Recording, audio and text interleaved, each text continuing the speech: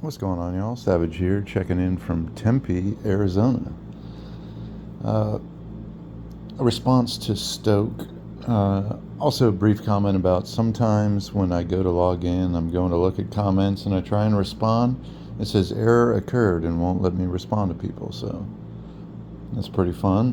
And I go to the bell and I click it. Sometimes I'm allowed to leave comments there, so if there's any delay about me responding, probably the case that an error occurred. I don't know if it's shadow banning or just a bug right now, so we'll see. For the Stoke, uh, kind of down the line from your video, I don't know if my wealth has insulated me, but I certainly don't interact with a ton of disgruntled 20-somethings. I do love interfacing with 20-something chicks who are super cute. And I will say that the women of this generation tend to have very malleable opinions on hardcore feminism, politics, how happy they are, pro-America, the future outlook, etc. Kind of on a whim, can be placed mentally in a good space. So you mentioned the executive function not playing out until kids are in their 20s, whether that be long ago or nowadays. I think that's pretty normal. Unfortunately, you're only of so much value to the corporate world or whatever you're referring to until you're in your 20s. So that one makes sense to me. The example you made about the Navy guy, he's 6 years in, 4 years of college, and he's an armed security guard and just wanted a chance. Well, he may just get his chance, but a young man with certain experience may not be placed in the right place at the right time in their 20s, early 30s. He may make something of himself that is more financially successful later on in life, and some of it is up to us. People like that, you can feel bad for the individuals who did all the work, but certainly the marketplace doesn't owe you a position in your desired field. There's a lot of chaos and harmony, as it always changes. Now, you thought a lot of my previous points were amiss because I was too flippant, or you didn't think that, but I was too flippant in general and needed to give the next generation more compassion, and that could be true. The example of old ladies being shaken down at the airport, it made me think that while we didn't go through Corona with an undeveloped mind or underdeveloped mind, that we did go through 9/11 with a fairly developed mind. We had our own mind fuck to deal with. Corona might be more impactful, and you've got a really good point there, being that we went through it as adults and saw it. Terrible for anybody who was in school. Terrible to condition kids in their teens or 20s or even early 30s that this is okay and this is what we're going to do. We're just going to follow the government's line, and they can lock us away for an undisclosed amount of time.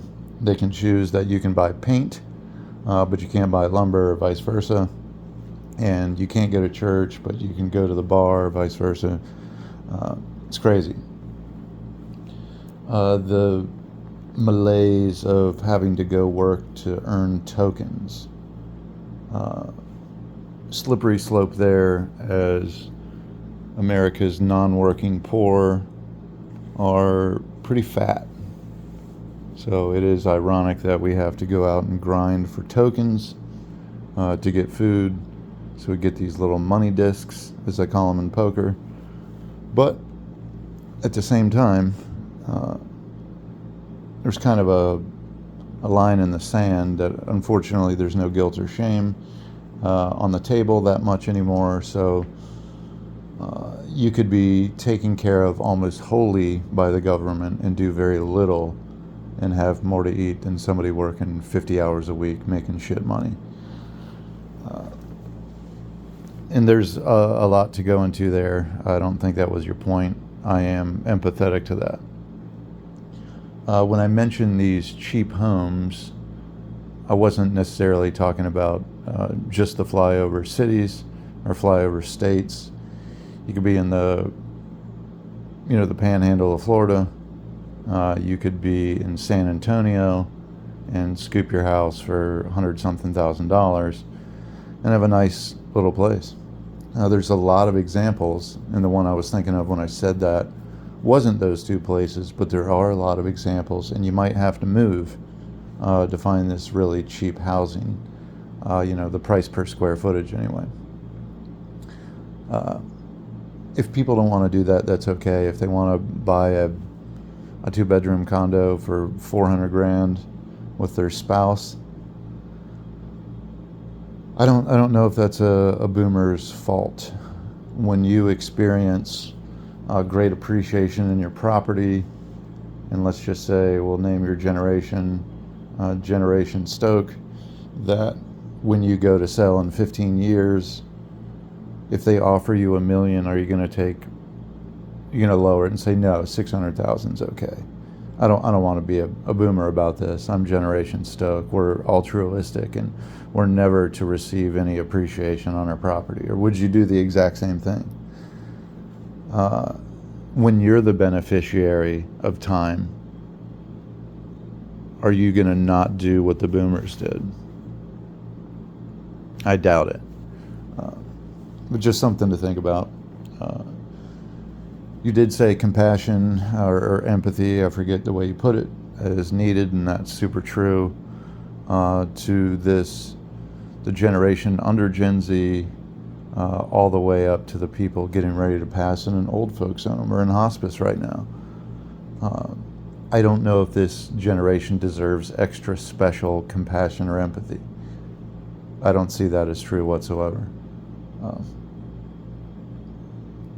Things are different. I think the attitudes socially is different. You had mentioned DEI, and of course we did have affirmative action, and we did have kind of the initial, that first snowball that got to the point we are now, or the point where we were under Biden, and it's essentially the same now. They just are forced to call it different things.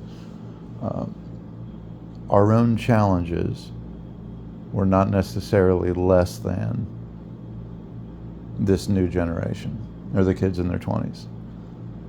The challenges of the quote-unquote greatest generation, the silent generation, were greater than the challenges of the Zoomers.